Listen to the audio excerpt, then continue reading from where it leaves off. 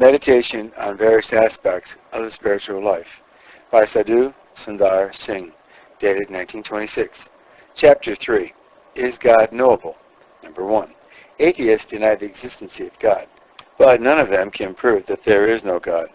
If, for the time being, we were to admit that the atheist's unsupported contention is true, it would only add further proof of their ignorance rather than of their wisdom and truth. Because if, as they say, there is no God, then it is useless to waste time in attempting to prove the non-existence of that which does not really exist. Thus, to waste time that might be more profitably spent at other things is nothing but foolishness. If God exists, as all spiritually enlightened men well know that he does, then it is still greater foolishness to try to prove concerning this Creator and Father of all, that he does not exist. Quote, the fool hath said in his heart, there is no God, unquote. Psalms chapter 14, verse 1. By asserting this, he does not prove the non-existence of God at all, but proves his own spiritual blindness and his inability to know him. As he puts forward his convincing reasons, he will be like a feeble insect, trying by the force of his arguments to prove the non-existence of the sun, reasons which would be without force for all save one born blind. But one may argue that if in our belief in any personality or thing we spread harmful superstitions, then it is our duty to try to eliminate such beliefs. But has the belief in God ever been a cause of harm to anyone? Never. On the other hand, unnumbered blessings flowing out of the fear and love of God have enriched believers. There can be no greater folly than to write or speak against the spring of all life, for by doing so not only do we dishonor him and sin against him, but we deprive others of the knowledge of the true nature of God and involve them as well as ourselves in destruction. Number 2. Agnostic neither believe in the existence of God nor do they disbelieve. They say, we neither know nor can we know. But this is a mistake, for every desire that we have is given for a special purpose, and we should have had created in us no desire to believe in God, unless he truly exists, who can then meet that desire? Although born from a mother, a child has a distinct existence of his own. In his own little way, he loves his mother dearly, but he does not know his mother as well as she knows and loves him. As he develops, he gets to know her better and is able to enter more fully into the enjoyment of her society. In the same way, our knowledge would have to be infinite for us to know the infinite God, as we should, but this does not mean that we can never know him at all. For at all phases of our progress, we can know him and can enjoy his life-giving presence. For the present, what need is there to know more than this? While in all the future, as we continue to grow in spiritual stature, so we shall continue to learn more and more of him. There is no reason for us to be impatient if, in our present state, we do not understand him fully, because there is infinite time before us in which to know the infinite God. If we walk according to the light that we have, it is enough for the present for us to know him in relation to the needs of that phase of our progress to which we have now reached. Number 3. If it were necessary for us, at our present stage, to know God perfectly, then he would have provided to meet that need, for God always makes provision of that which is good and useful to meet his creature's actual need. He wants, too, that we may perseveringly try to know more of him, because it is more probable for us to try to learn by ourselves through the urge of our own interest than that we should have knowledge of him given to us cut and dried. Marcel says, quote, what the learner discovers by mental exertion is better known than what is told to him, unquote. We can reach only a partial knowledge of anything and never know it as it really is until we have thought it through in our own conscience. He who would know before he believeth cometh never to the true knowledge. I speak of a certain truth which it is possible to know by experience, but which ye must believe in before ye know it by experience. Else, we would never come to know it truly. Some philosophers say that God is unknowable. This, again, is meaningless, because the very knowledge that he is unknowable is itself based on an inference from a limited knowledge of him that they possess. Because if God is beyond our knowledge, then how has the knowledge that he is unknowable come to us?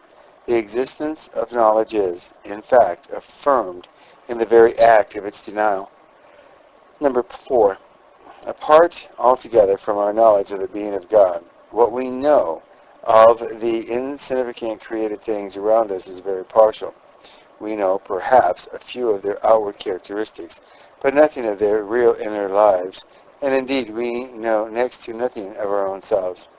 If a man could obtain full knowledge of his own being, then there would be little difficulty in knowing God, in whose likeness he has been created. The mutual relation between man and God is such that in order to know one, it is necessary to know the other. We can only know what is akin to ourselves. And had not man not been made like God, he could never aspire to know him. Someone has said, it is proved that God can be known only by God. And God became man that he might take away man's fallen nature and restore him to his real nature. Psalms chapter 82, verse 6. As St. Anastasis has said, he became man that we might be made God. God lifted men out of the fallen state and made him his messengers and flames of fire. Hebrews 1, verse 7. God is spirit and fire. Matthew 3:11. To become like flames of fire means to become like God, because the smallest flame has all the quality of fire. But this does not mean that God and man are one spirit. It is held by those pantheons and philosophers who say, quote, that the very souls or selves are mere fragmentary manifestations of the Absolute, unquote. The commingling of God with his creation does not satisfy the craving of the soul, but we find real and eternal happiness in his communion and fellowship. Number 5. God never discourages any seeker after truth by saying that he or his beliefs are wrong, but he so orders it that by degrees the man himself learns to recognize his errors and distinguish the truth. The story is told of a poor grass cutter who found a beautiful stone in the jungle. He had often heard about diamonds and thought this was one. He took it to the jeweler's shop and showed it with delight to the jeweler. Being a kind and sympathetic man, the jeweler saw that if he were to tell the grass cutter that his stone was not a diamond, either he would not believe it or he would be such a shock to him that his whole hope would be brought down to the dust. The jeweler, therefore, laid his plan so that the poor man might find out his mistake for himself. He gave him some work in his shop and kept him there till he began to be able to distinguish the varieties of diamonds and their prices. Then the jeweler told him to bring along his stone. Up till this time the grass cutter had kept it carefully hidden away in a box. He now opened it out and saw with amazement that it was worthless. He turned pale and came and fell at the feet of his kind master and said, I am very thankful for your goodness and sympathy. You did not destroy my hope, but made such a plan that I now know my mistake without anyone's help. Now I want to stay always with such a master and spend the rest of my life in your service. This is how God brings back to the way of truth those who have wandered away into error, so that when they learn the truth for themselves, they will follow him and give him the service of their whole lives. Number 6. People are often so foolish and ignorant that they imagine they are conferring a great favor on God and on his ministers when they attend the worship of his house. But those who go to worship with such an idea can have no appreciation of the real nature of God. They are like those foolish professional beggars who are ignorant of the motive of him who gives them bread to relieve their hunger. Instead of being thankful to him, they think they have done him a great favor by giving him an opportunity to add to the merit of his good deeds by giving alms to the poor. They are such fools that they know not that they have what they have done to themselves and their appetites. A great favor from the bottom of the heart should be thankful to him who has relieved their hunger. Number 7. The Creator has given to man intellect, feeling, and the will. To get strength to serve God, a man needs to chew his spiritual food with the teeth of intellect. But instead of using his intellectual powers wisely, he often wastes them on vain speculations. A dog that finds a dry bone often gnaws it till it lacerates his mouth. Then he gets the taste of the blood for the time he keeps on gnawing with relish, without knowing that it is his own blood. So too, man wastes his God-given intellectual gifts on useless speculations. Spiritual feelings have also been given that he may feel and enjoy God's presence, but through the deadening influence of disobedience and sin, he loses his perception of God and his capacity to enjoy him. Such people do not see beyond their selfish selves and have no feeling at all for the presence of God. Hence, in the end, they become confirmed in their disbelief in God.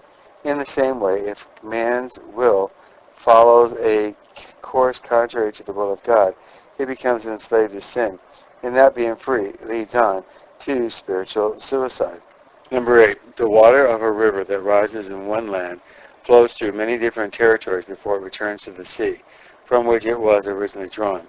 It passes within the borders of many chiefs and rahibs and princes, yet no one can stop it within his territories, for it is not his possession. It is the common property of all, and wherever it goes it quenches the thirst of all. So too the stream of the water of life comes forth from the infinite ocean of God, and flowing through the divine channels of prophets and apostles, irrigates the whole world, quenching the thirst of all, and enriching and making fruitful the lives of all peoples and nations. And whosoever will, let him take the water of life freely. Revelation chapter 22, verse 17. End of chapter 3, having been read by Peter John Paresis.